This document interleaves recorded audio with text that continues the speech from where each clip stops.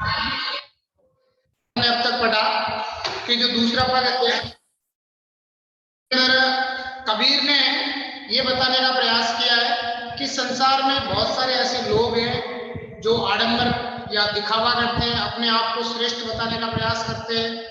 और उन्होंने कहा कि जो मतलब किसी भी व्यक्ति का सम्मान नहीं करते, मतलब किसी दुखी प्राणी या जगत के किसी व्यक्ति की वो मदद सहायता नहीं करते, लेकिन बड़ी बड़ी मूर्तियां रख करके और अपने आप को एक बहुत बड़ा धार्मिक होने का उसके लिए पूजा पाठ स्नान वगैरह अब अलबेले ढोंग करते हैं, और अंदर जो अपने अंदर ईश्वर बैठा है उसे वो पहचानने की बिल्कुल भी कोशिश है वो नहीं कर रहे। और ऐसा का ऐसा वो मुसलमानों के पीर औलियों के बारे में बोलते हैं कि मुसलमानों के जो पीर औलिये हैं उनका व्यवहार भी है वो ऐसा ही है। वो भी मतलब कुरान पढ़ने के लिए बोलते हैं और अपने शिष्यों को भी वही सिखाते हैं, और उसके बाद अहंकार भर के मतलब बैठते हैं भाई हमें ये आता है, हम ये कर लेंगे वो कर लेंगे, मतलब अपने ऊपर बहुत ज्यादा गुमान करते हैं। और इस प्रकार से मतलब कुल मिला के कबीर के कहने का मतलब ये है कि दिखावा है और कुछ भी नहीं। वास्तविक जो ज्ञान है वो किसी के पास नहीं, न हिंदुओं के जो पंडित वगैरह उनके पास है, न मुसलमानों के जो फकीर पीर औलिया है उनके पास, यानी वास्तविक ज्ञान है वो किसी के पास। यहाँ तक अपन ने पढ़ा था।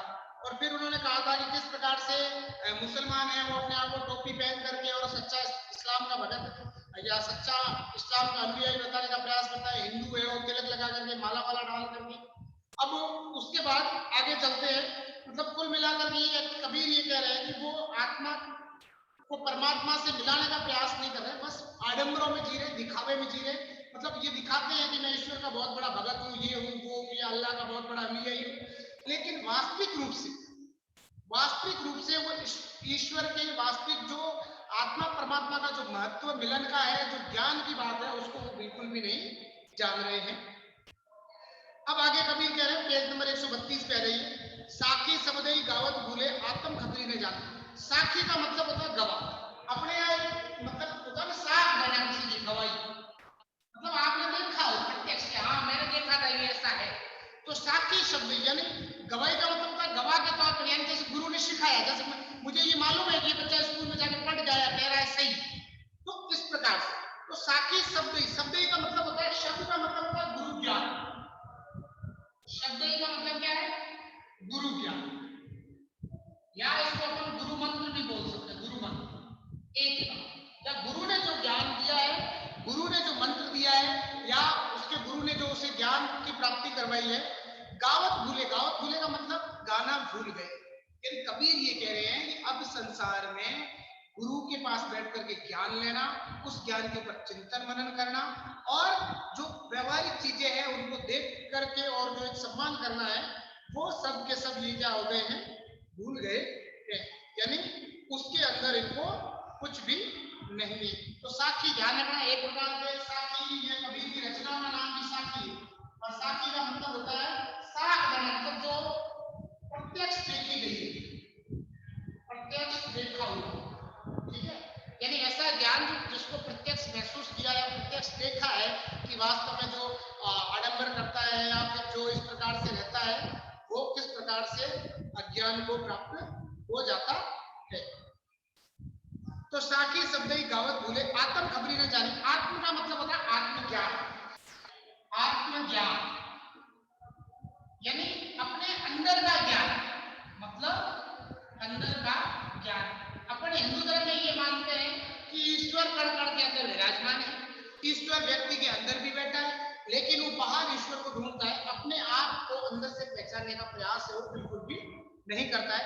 तो कबीर ये कह रहे हैं कि बाहर का जो व्यवहारिक ज्ञान, जो देखा हुआ ज्ञान है, गुरु मंत्र है, वो तो सब लोगों ने भूल गए, और जो अपने अंदर का ज्ञान है उसे भी वो भूल गए। आत्म खबरी न जाना यानी अपने अंदर की खबर, यानी अपनी परम आत्मा जो क्या कह रही है, आत्मा सदैव सत्य की बात करती है, तो उस सत्य को भी वो नहीं समझ रहे हैं। यानी सांसारिक जीवन के अंदर जो मतलब दिखावा करते हैं उनके लिए कहते हैं कि न तो वो किसी प्रकार से शब्द वगैरह गा रहे हैं, तथा अपने आत्मा का जो रहस्य है उसको भी वो नहीं समझ रहे हैं। फिर कह रहे हिंदू कहे मोई राम प्यारा, तुर्क कहे नहीं माना, यानी उस समय ये दोनों धर्म थे, दोनों धर्म के आपस में बहुत ज्यादा प्रतिस्पर्धा थी, तो हिंदू कहे वही राम प्यारा, हिंदू कहे यानी हिंदू का तो मोही यानी मेरा राम प्यारा, यानी हिंदू थे उनका आराध्य कौन था? हिंदुओं का आराध्य भगवान श्री राम थे। ठीक है, आराध्य कौन हिंदुओं के? तो राम। ठीक है, और मुसलमानों के कौन? रहीम या अल्लाह, या रहीम बोलो या अल्लाह या खुदा, जो भी बोलो। तो मुसलमान ये कह रहे हमारा अल्लाह है, खुदा है, बाकी कुछ नहीं। हिंदू ये कह रहे हमारा राम है सर्वश्रेष्ठ है, बाकी संसार में कुछ नहीं है। तो कबीर ये कह रहे हैं कि दोनों अपने अपने जो आराध्य है उनकी बात तो कर रहे हैं, लेकिन उनके जो गुण है उन गुणों को वो अपने मन में नहीं उतार, सिर्फ क्या कर रहे हैं? बातें कर रहे हैं और लड़ रहे हैं और अपनी संख्या बढ़ाने के विषय में सोच रहे हैं, लेकिन उनके द्वारा कही गई ज्ञानपूर्ण बातों के ऊपर कोई भी मनन नहीं कर रहा है। तो हिंदू कहे कोई राम प्यारा, यानी हिंदू ये कहता है कि मुझे राम प्यारा है, और तुर्क कहे रहीमाना, यानी तुर्क क्या कह रहे हैं कि रहीम को अपना बताते हैं या अल्लाह को अपना बताते हैं। आपस में दो लड़ मुंह मरम न काहू जाए, और उसके बाद दोनों आपस में लड़ते हैं। यानी अपने को आज भी अपन देखते हैं हिंदू और मुसलमान के सबसे ज्यादा दंगे होते नहीं होते?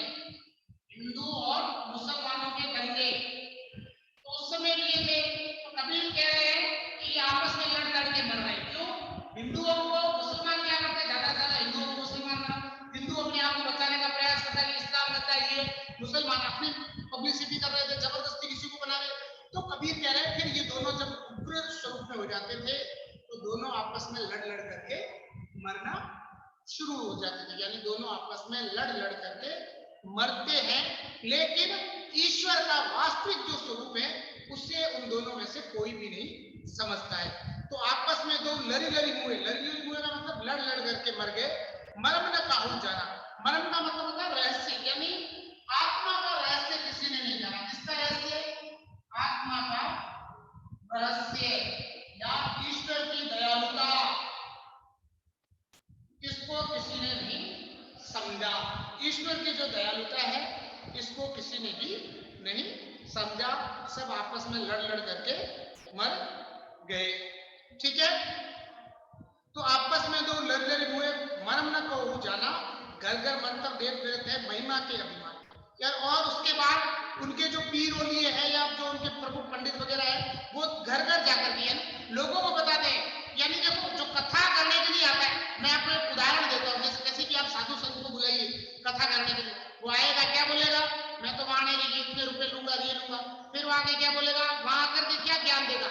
वहां आकर के ज्ञान देगा सब मोह माया है, पैसे की चिंता मत करो, भगवान का भजन करो, ये करो। तो तू क्या कर रहा है?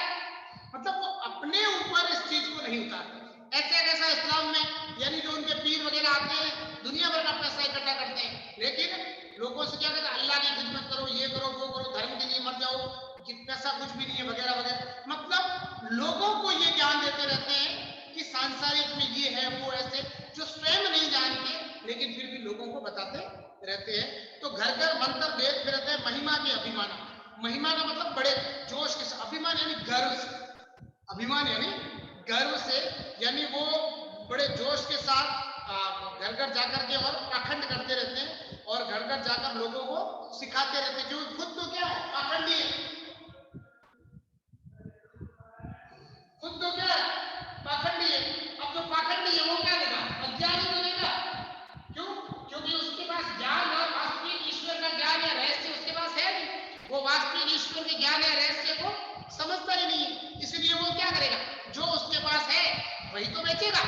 तो उसके पास यही ज्ञान है कि किस प्रकार से लोगों को मूर्ख बनाया जाए, किस प्रकार से लोगों को यूं ही ठगा जाए, लोगों को किस प्रकार से जो बरगलाया जाए, वो काम कर रहे थे, वो काम ये करते रहते हैं।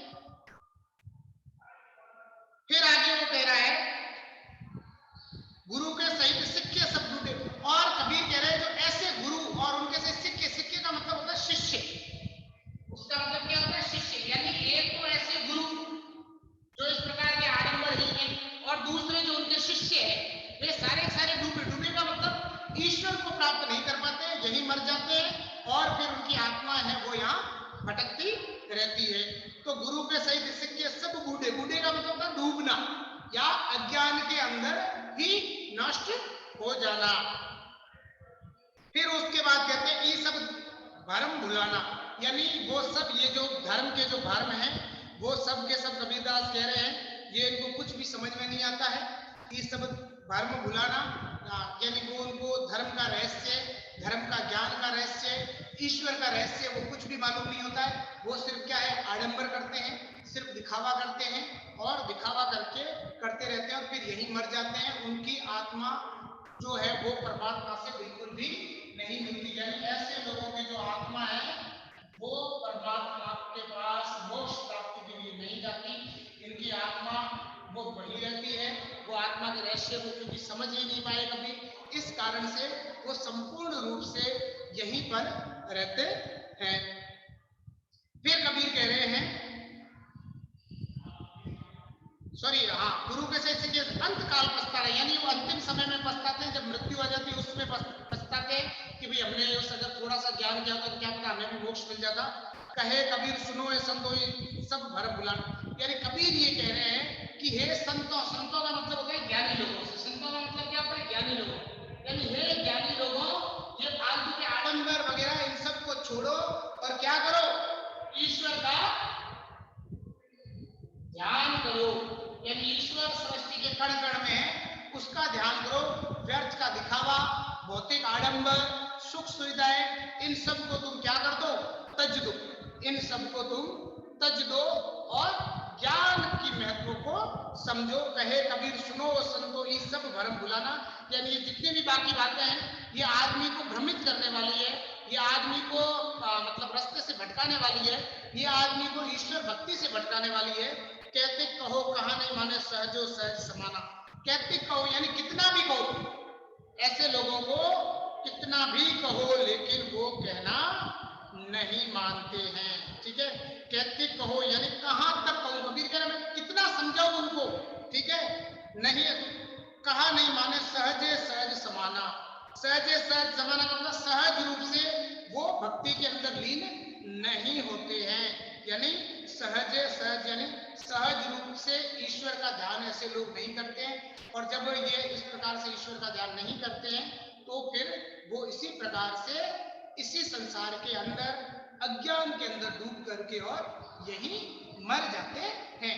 यानी कबीर के कहने का मतलब है आडंबरों से, दिखावे से, पाखंड से व्यक्ति को दूर रहना चाहिए। और जो व्यर्थ के गुरु बन के घूमते हैं, जो वास्तविक रूप से ईश्वर के स्वरूप को नहीं समझते हैं, जो ईश्वर के वास्तविक जो स्वरूप है उसके बारे में नहीं जानते हैं, ईश्वर का रहस्य नहीं जानते हैं, आत्मा परमात्मा का मिलन कैसे कराया जाए ये चीजें नहीं जानते हैं, जो सिर्फ दिखावे के लिए या गुरु बने हैं या दिखावे के लिए धर्म का पाखंड कर रहे हैं, ऐसे लोगों से बच करके रहना चाहिए। इसीलिए वो ज्ञानी लोगों से कह रहे हैं कि तुम्हें क्या ध्यान रखना है, ईश्वर के सच्चे ज्ञान का ध्यान रखना है, तुम्हें सच्चे मन से भक्ति करनी है। इस प्रकार के आडंबरों में अगर पड़ोगे तो कभी भी तुम्हारी जो आत्मा है वो परमात्मा के पास नहीं होगी और तुम भी यहाँ पुनर्जन्म में फंस जाओगे और इसी सृष्टि के अंदर बैठे रहोगे, तुम्हारी आत्मा को कभी भी मोक्ष नहीं मिलेगा। तो इस प्रकार से कबीर ने उस समय के हिंदू मुसलमान और धर्म के अंदर व्याप्त जो आडंबर, जो कुरीतियां, जो दिखावा था उसके ऊपर प्रहार किया। और उनके कहने का मतलब ये था कि वास्तविक रूप से ईश्वर का जो वास्तविक स्वरूप है उसको समझिए, बाकी सबको छोड़ दीजिए, ध्यान करिए, ये बाकी सब मोह माया है। ठीक है, अब अगर इसमें से कुछ समझ में नहीं आया तो बोलिए।